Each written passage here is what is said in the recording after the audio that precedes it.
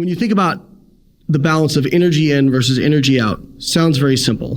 But let's look at what actually makes up energy in versus energy out. First of all, you've got to realize that the energy inside of the equation is more difficult to track than people think, right? So one, food labels, which we like to think as being, like from upon high, can have up to a 20% error in them. Really? Oh, yeah. So 100 calorie is something listed as 100 calories per serving. It could, what's actually in there could be 80 or 120. Right, exactly. Huh. So that's one aspect of it. The second aspect is there's what's called your energy, but then there's also metabolizable energy, right? So if you have food stuff with, say, a lot of insoluble fiber, typically insoluble fiber is not really digestible. And so you could have, quite a bit of carbohydrate, but if you can't extract the energy from it, and typically this is because insoluble fiber from like plant material, the carbohydrate and even some of the protein is bound up in the plant structure, which makes it inaccessible to digestive enzymes. And so this is what like adds bulk to your stool and whatnot. But again, reduces the metabolizable energy in there. And there's some evidence that based on people's individual gut microbiome, that some people may actually be better at extracting energy out of fiber compared to other people. So just starting off right there, okay, there's quite a bit of play in the energy inside of things. Now, one of the things people will say is, well, see, that's why you shouldn't worry about tracking calories, because, if the food labels can be 20% off. And what I'll say is, okay, I understand where you're coming from, but typically if it's off, it's going to be consistently off. And if you're consistent with how you track it, eventually you'll be able to know kind of what you're taking in. And that's kind of like saying, well, don't worry about tracking, I like to use financial examples. We know that to save money, or you have to earn more money than you spend. Well, you can't exactly know how much money you're earning at a time, because there's inflation, and then there's, if you have investments, those can be, different interest rates and whatnot. It's like, okay, but if you have a budget, you have a reasonable idea of what it's going to be, and you make certain assumptions, but you can relatively guess. Yeah, that's a good example. Right. So now let's look at the energy outside of the equation, which is actually way more complicated, right? And so your energy out is a few different buckets. The first one and the biggest one is your resting metabolic rate, so your RMR.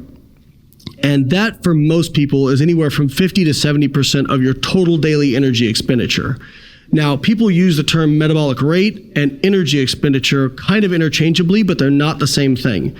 So your total daily energy expenditure is the summation of all the energy you expend in a day. Walking upstairs, everything. Exercise if you do it. Fidgeting, okay. Yeah. Plus your resting metabolic rate. Right. So resting metabolic rate is a big part of that, but it's not the only thing. So that's usually about 50 to 70%. And sedentary people will be on the higher end of that, so it'll be a bigger proportion, whereas people who are more active, it'll be a little bit lower, not because their metabolic rate is lower, but because they're expending a greater percentage of their calories from physical activity. Then you have something called the thermic effect of food, which is a relatively small percentage of your total daily energy expenditure. It's about 5 to 10%. And very difficult to measure, and usually what researchers do when they're kind of looking at this stuff is they just kind of make an assumption about it. They use a constant. But that's about 5 to 10% of your daily energy expenditure, and that refers to the amount of energy it takes to extract the energy out of food. So think about your body kind of like a car, right? You don't just have gas in your tank and it spontaneously starts up, right? Like you have to have a battery, so you put in energy so you can get the energy out of the petrol that you have in your car. Similar with food, you can't just eat food and then, it just appears in your cells and you start doing stuff. It has to be systematically broken down and put into forms that can actually produce energy. And so you have to put some energy in to achieve that. And a lot of times people will say something like, well, not all calories are created equal. That's not true, because calories is just a unit of measurement, right? That would be like saying not all seconds on a clock are created equal. Yes, they are. All sources of calories may have differential effects on energy expenditure and appetite. So if we look at something like fat, for example, the TEF of fat is about 0 to 3%. Meaning, if you eat 100 calories from fat, your net will be about 97 to 100. So the process of breaking down that fat essentially subtracts some of the calories away because you used it in creating energy. Correct. By breaking those chemical bonds to create ATP. Correct. Okay. Correct. So you have, like, for example, some enzymes that require ATP to run these processes. Now, fat is actually the easiest thing to convert into energy. Then you have carbohydrate, which has a TEF of like 5 to 10%. So you eat 100 calories from carbohydrate. And obviously, like, the fiber content makes a big difference on this.